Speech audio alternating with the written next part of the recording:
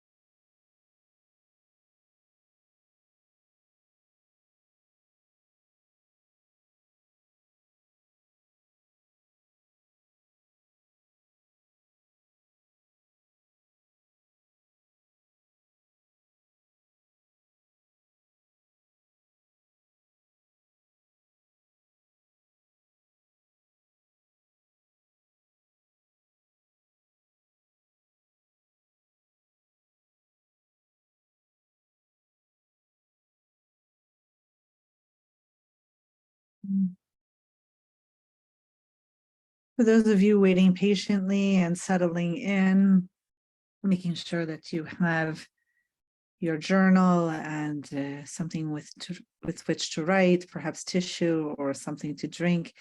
We are having difficulty moving to live stream for those of you who meet by live stream. We are in a new location today as I am on vacation with family in the north in the mountains. It's quite beautiful as the sun is going down here. So I'm grateful that you are here and attempting to practice with us as we move. So I ask for your patience as we are attempting to move into live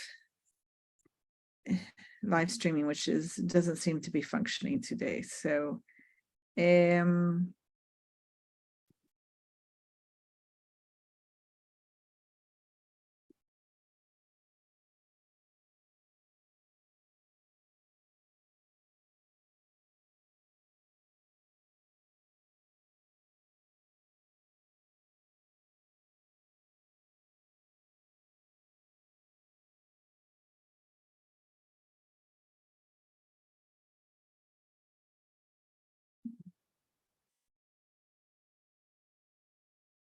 thank you for your patience.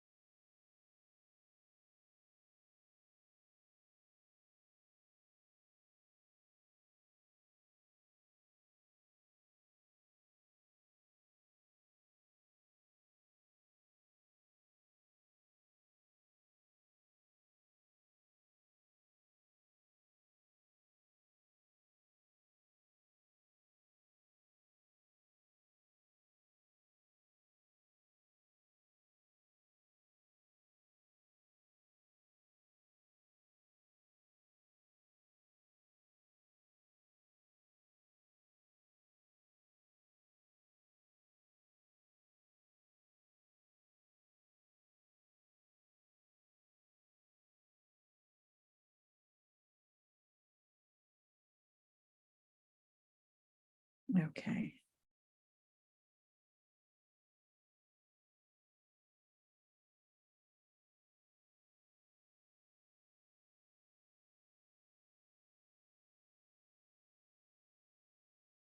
Okay, so we are having technical difficulty.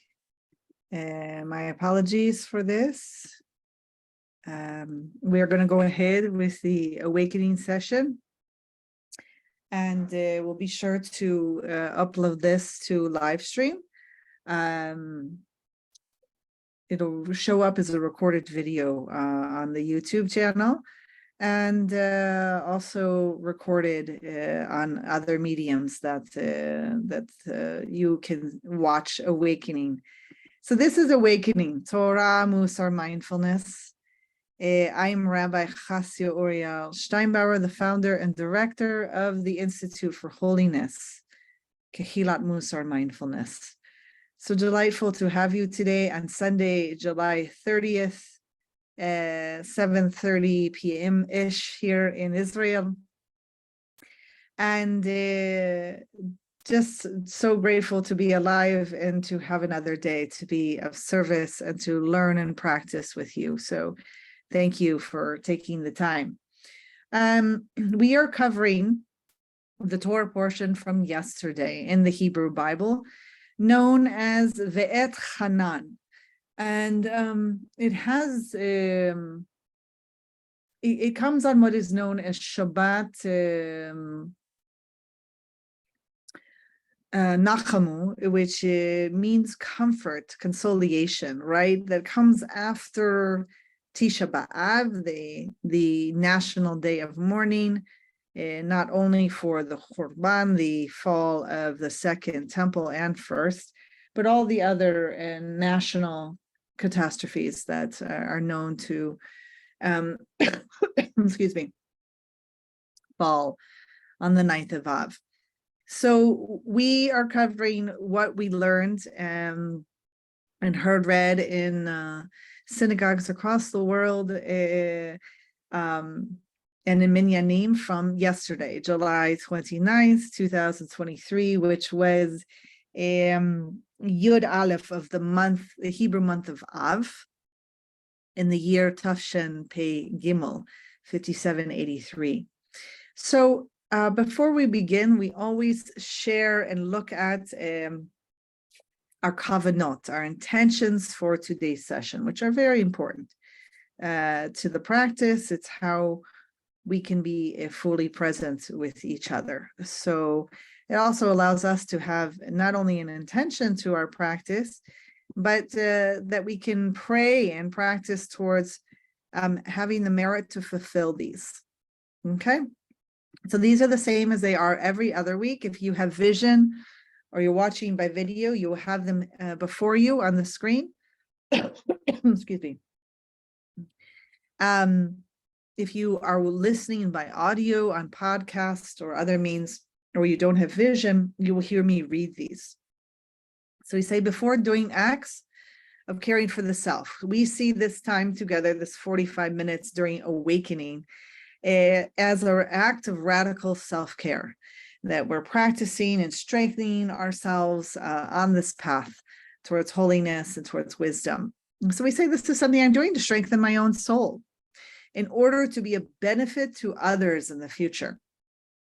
That is the key to this path of Mussar Mindfulness, that it is other-oriented. It's also obviously a radical self-care, that we have to be simultaneously caring for ourselves in order to care for others.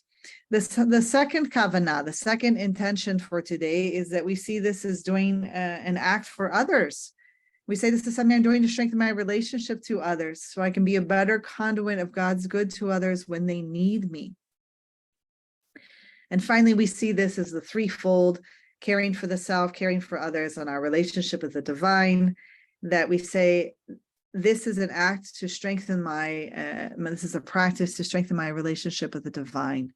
This is something I'm doing to strengthen that relationship so I can be a better conduit of God's good to others when they need me. So if we just have that intention to fulfill these today, may we merit so, bringing less harm and suffering to the world. And I'm going to stop sharing screen for those of you who are watching. So I'm going to give a summary, like I usually do, of this Torah portion, and then we're going to move into what we want to address today that is particular to our practice. As you're probably aware, we are in the middle of this 37-day speech of Moshe Rabbeinu, our beloved teacher and ancestor, who he's on his way to return to the ancestors soon, to die, to be gathered. And he really wants to impart certain things to our ancestors before he passes. So this is part of it. So just as a summary, he continues his speech to Bnei Israel, the children of Israel. He talks about how he actually begged God to let him enter the land of Israel, the land of Canaan, and God said he could not because he was going to die. But God allowed him to see the land from a distance. Then Moshe Rabbeinu Moses gives a strong encouragement to his people to follow the Torah, the whole teaching, and warns that they could be kicked out of the land of Eretz Israel, the land of Israel, if they worship idols. However, Moshe Rabbeinu promises that God will never forget the brit, the covenant that God made with our ancestors, and Bnei Israel can always return to God. And finally, God's revelation at Har Sinai was really an awe-inspiring experience, one that was terrifying to many of our ancestors. And Moshe Rabbeinu reminds the people how powerful it felt. And he actually goes through and reviews what is known as the Aseret HaDibrot, the 10 utterances, known in the West as the 10 Commandments. And then he also goes through the verses that form the first paragraph of the Shema, the central prayer in Judaism of recognizing God as our God and God as one. And so this first paragraph, these words, they emphasize that we must love God and keep the words of the Torah close by.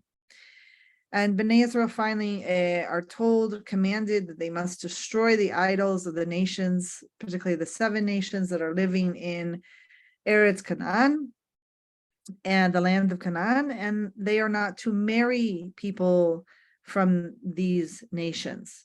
So immediately you might be thinking, what do they all have to do with one another? But if you think closely through these, I'll give a brief summary of what I think is behind a lot of this. So obviously in ancient Near East, ancient Israel, to worship idols means that you don't love God, that you have chosen another God, another path, another relationship. It also shows that you're not keeping the Torah. Excuse me. So one of the big kind of central theological questions that arise from this parasha is, why should we love God no matter what God does to us? And I think it's so funny because I asked my 10-year-old this, and he immediately had an answer for this. And what I loved about it is there was no filter. There was no storytelling, no narrative that comes with life experience that we put up in order to have a defense of why we're really only want to, for instance, worship a God that only does good things to us or for us, which is really not God, the God of the Torah, right? Who we are in relationship with. And he turned to me, he said, well, God created us and God carried us and God took us out of slavery as a people and carried us through the desert and brought us to the land. For him, it was just obvious. It doesn't matter that we suffer sometimes from the hand of God. For him, that what mattered in the end was what that experience, right? That chavaya, that actual direct experience, was the basis of faith and understanding, that we might not understand completely what God provides to us, does for us, provides our curriculum, that there is a real deep trust, bitachon in God, that maybe long-term this will be for the good, that whole concept of gamzu latova, this too will be for the good. But he didn't even say that. He was just like, this is it. And it reminded me often too of, some of the Judaism's response to why why we honor our parents when some of us come from unhealthy relationships, especially as adults with our parents. And, it's saying that they gave us life and they maintained us despite whatever else. And this is obviously difficult and controversial, and every person has to practice around this, obviously without the judgment of others. And so we have to be careful of that self-judgment also. Like if there's a voice of knocking down ourselves or our experience, if it is challenging to what I'm saying right now or the tradition. But I think what's important, if we bring in the element of the Dharma and mindfulness to this, is the Dharma would say, perhaps, befriending and loving the inarguables, what is often known as dukkha, that which is suffering or really uncomfortable or difficult or unwanted, that everyone has to struggle with and practice around, right? There are certain inarguables, right, that we're born, that we will get sick, that we will die, among other things that fall under dukkha. So this is like perhaps a Dharma formulated response to why should we love God no matter what God does to us? Well, it's like, why should we love life and be on the path and embrace it when we're going to encounter pain and suffering? Well, I think the Dharma's response would be because that's the path, and it's really one of expansiveness and joy to move us in that direction instead of being stuck in reactivity towards the inarguables, what happens in life. So we'll hold it at that. What I think is very profound and what I want to focus on in this Torah portion, excuse me, is two things, just briefly. One is there's this concept brought here in this Torah portion that you're not supposed to add to or decrease from the laws. And this is obviously perplexing for many rabbis and many people. Because not all the cases of life and law are present in the Torah. And so we have to rely upon other verses to get through this. So let me just touch briefly on this, because I think it's important to say, especially for those who maybe are more hardliners of like, oh, you do have to follow exactly what the Torah says. And our tradition will outright say that's impossible, right? It's just, there's too much that we can't address. Okay. I want to share this text with you in a little bit, but first I want to share from GPS about what's so significant about this, right? So let me just find my my text of what I wanted to cover.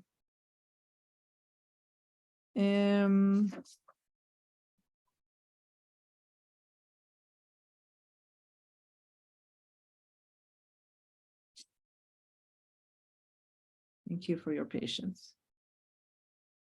Okay.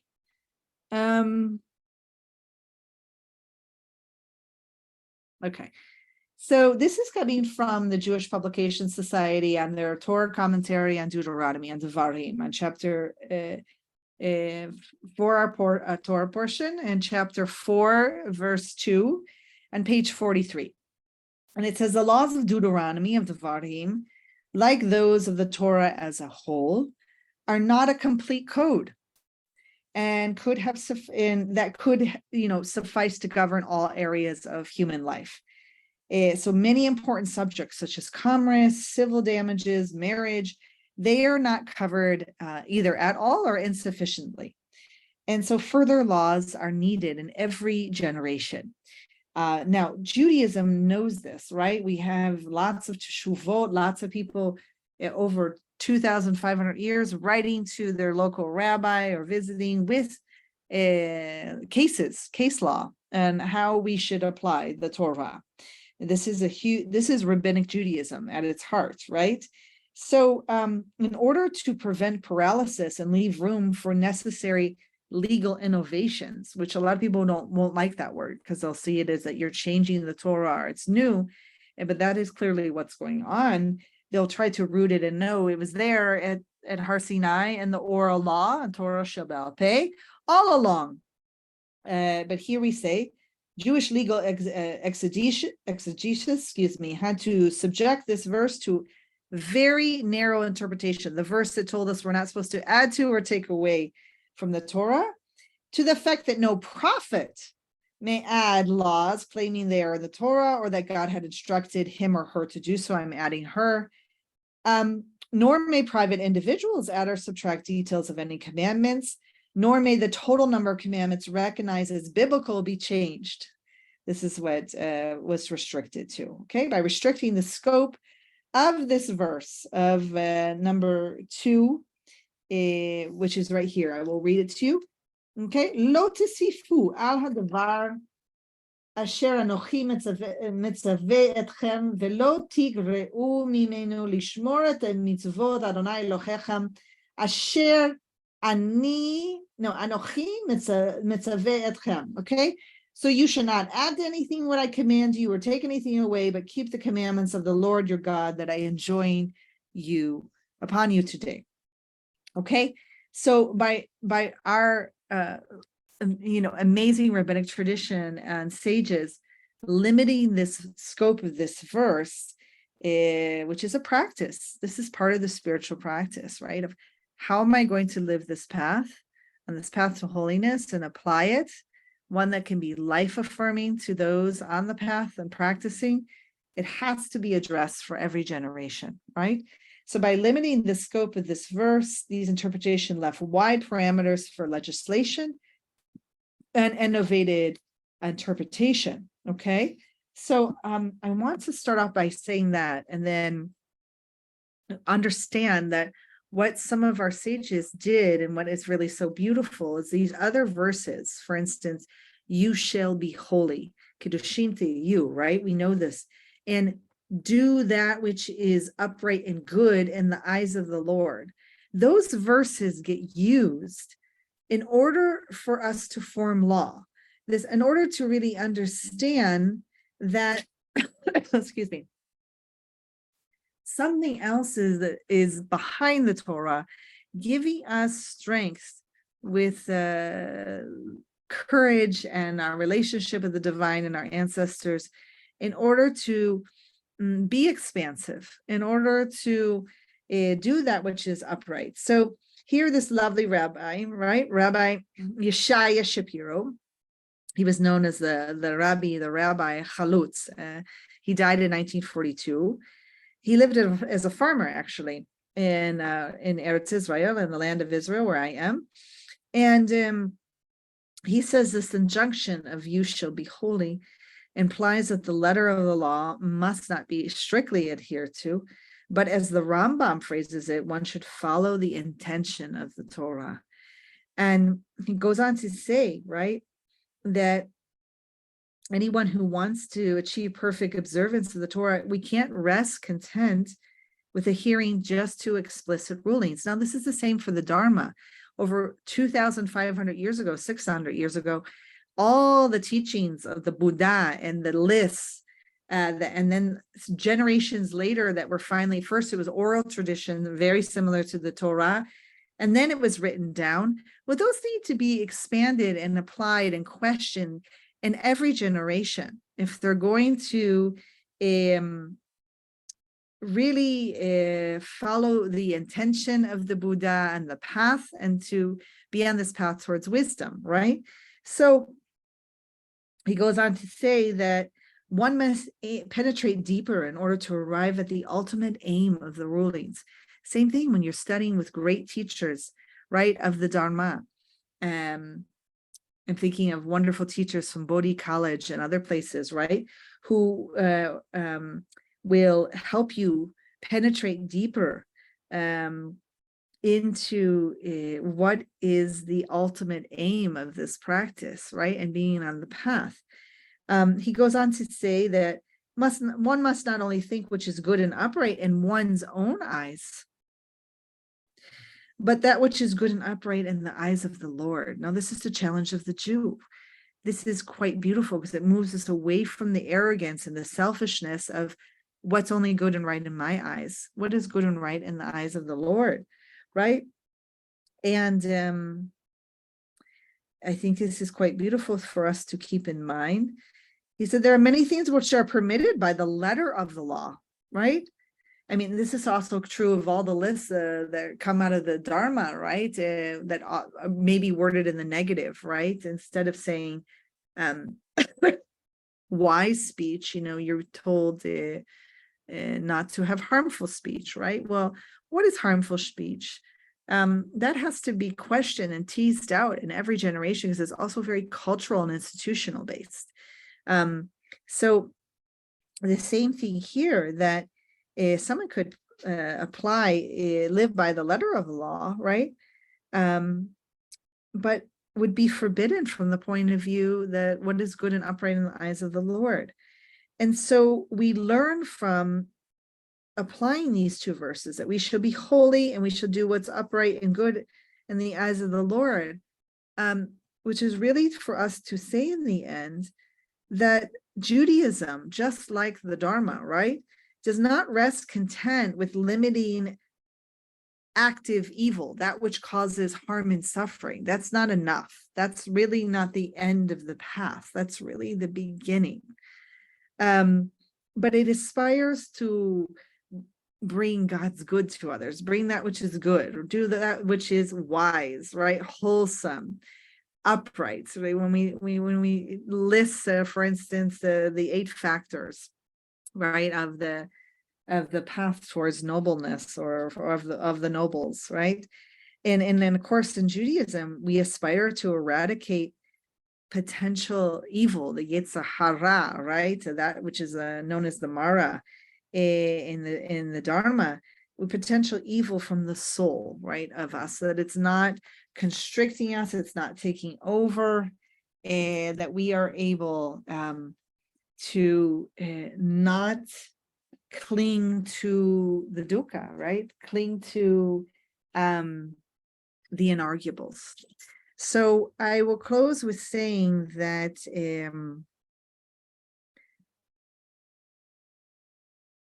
yes, that as you are on this path, and if you're new to it, then I understand the desire and the push to want to know exactly what to do, to be clear about things. Just tell me how to practice, how to rule, what's there. And with this comes a bit of practice of trust, bitachon, trust in God, trust in yourself, trust in the potential of the path. That with maturity and time and experience, one will come to see that it is one will have the courage and the vulnerability to trust more in that soft, still voice within, and in our teachers, and taking refuge in community and the path together, one day at a time. So I hope this teaching from Ve'et Hanan strengthens you. If it causes a bit of anxiety for our new practitioners out there, it's okay. This is why we follow teachers that we love and trust, and that we do it in communities. It's why we practice in a Mussar Vad and with Chavruta learning partners, and may practice in a Sangha and those who are on the meditative path and practice. So sending you strength right now. Let's move to our mindfulness meditation practice. So find yourself in one of the 4 postures. For me, I'm going to be in a seated position. I come to the edge of my chair so that I'm not slumping back and getting tired or weak, right? That I will sit upright, but also at ease. So it may seem like a paradox, but it's really not. And really ground your feet in the ground, whether you are walking, standing, or sitting. If you're lying down, then feel yourself grounded by all the touch points that are touching the couch or the bed or the floor. For me, it's in the sit bones, if you are seated like me, and in your feet. And so I welcome you to close your eyes if you have vision and you feel safe enough. Otherwise, just lower your gaze to a quiet area in front of you so that we limit any visual stimulation. And we'll begin with a deep cleansing inner breath, even raising the shoulders, inhalation and exhalation.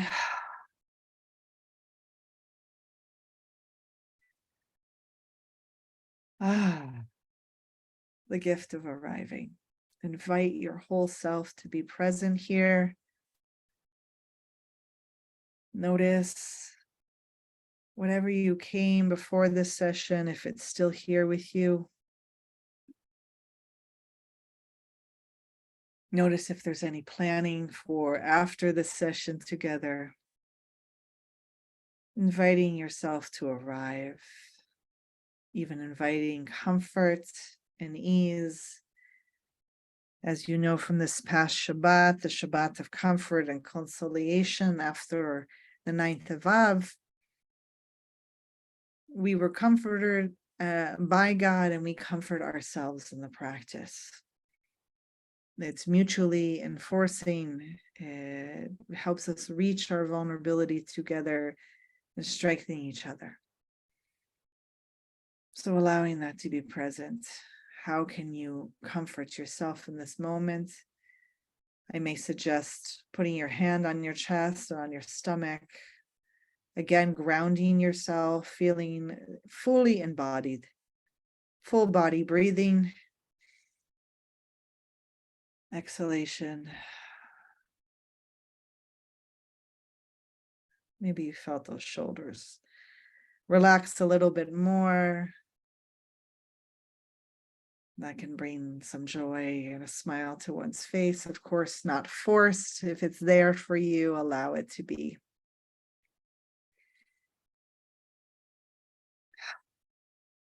The gift and the blessing that we are here and this sacred Zoom screen or on audio together on the podcast. What a gift for you to practice this self-care in this moment, this self-comforting. So needed during the month of Av. Coming out. We're all given another day. And so we need to really practice and question what is needed right now in this moment. How can I be of service to God and others? What is an appropriate response?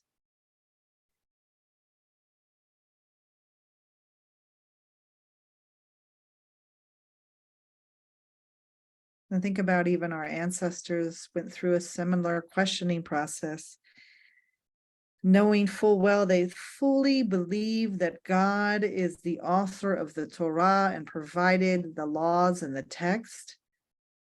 And God is saying, do not add to or take away from these laws. So immediately they question what is needed in this moment, what is an appropriate response. Noticing any reactivity that arises. And they question, they took refuge in community and they questioned this.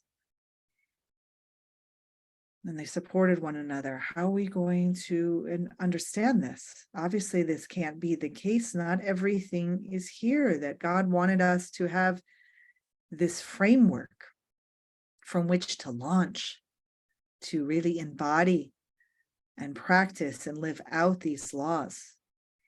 Similar to the Dhamma of that being taught by the Buddha and passed down through oral tradition and finally written. These lists, the lists are not everything, right? How do we live them? How do we apply them? So important to have that moral courage and that trust, that bitachon, that trust in God and trust in ourselves and trust in our community that we will address this question together. What is an appropriate response? What is wholesome? What is wise? What is right and upright and life affirming? What is expansive? And so our ancestors and their moral courage decided that it required for a contraction of that actual pasuk of that verse from chapter 4, verse 2 of Deuteronomy and Devarim, to contract and limit the scope of that verse so that they can live fully and apply the laws, to innovate. There's that word. Notice if there's any triggering or any reactivity from the word innovation. Understand that innovation is so deeply rooted in the Torah, the texts, and our love and devotion, experience of Hashem, of the divine, and our ancestors.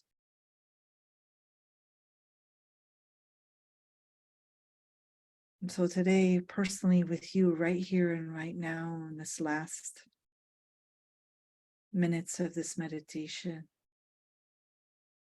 what's going on with you personally in your life? Where do you need some moral courage and trust? Trust in the path, trust in the potential, trust in God. What can you rely on right here and right now as we practice together? What kind of comfort and consolation can you give to yourself and others right here and right now? And after this practice,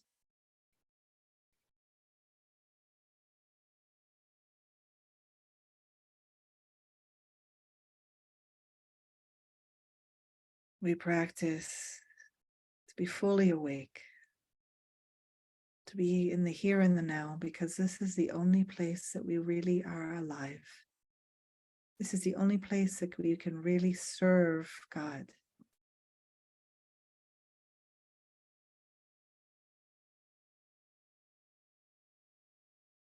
So provide that gift to yourself, that space between the match and the fuse, between the stimuli and our response. What is needed at this moment? What is an appropriate response? We'll move to silent meditation, and I will gently guide you out when ready.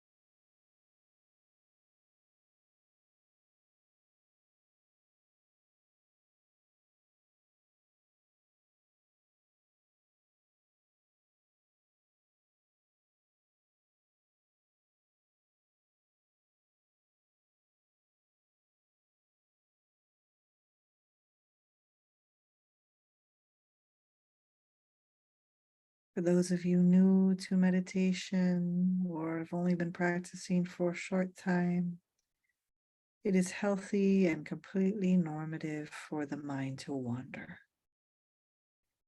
So if your thoughts wandered off and you suddenly became awake to that, just gently bring yourself to this present moment, to the full body breathing. If breath is difficult for you, then another anchor, perhaps how it feels in the body. And you simply begin again in the words of my teacher, Joseph Goldstein. We will continue in silence.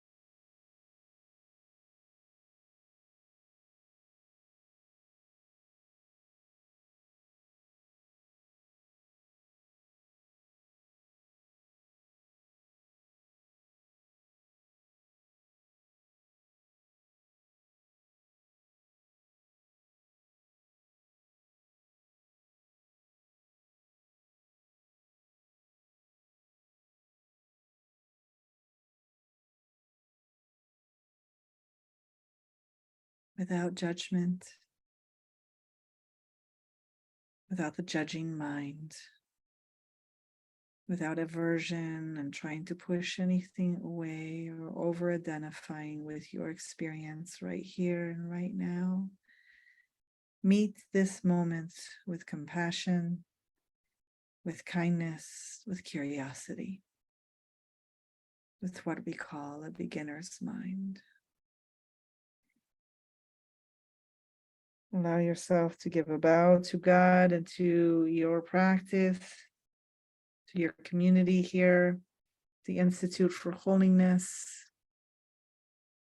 your Vad and Sangha, allowing your eyes to gently open if they were closed when you are ready, meeting us back in this sacred Zoom space or live streaming on our YouTube channel or on any of the social media that you're meeting us. Again, I'm Rabbi Chassia Uriel Steinbauer, the founder and director of the Institute for Holiness, Kehilat Mussar Mindfulness. So grateful that you took time out of your day to practice this radical self-care, for us to be together, to learn from Ve'et Hanan. And we will continue with Moshe's speech, Bezrat Hashem, next Sunday. So please do read and practice and move forward into Ekev, the next Torah portion in the Torah and the Hebrew Bible. And we will meet again, Bezrat Hashem, God willing, same time next Sunday at 7:30 p.m. Israeli time. Be well.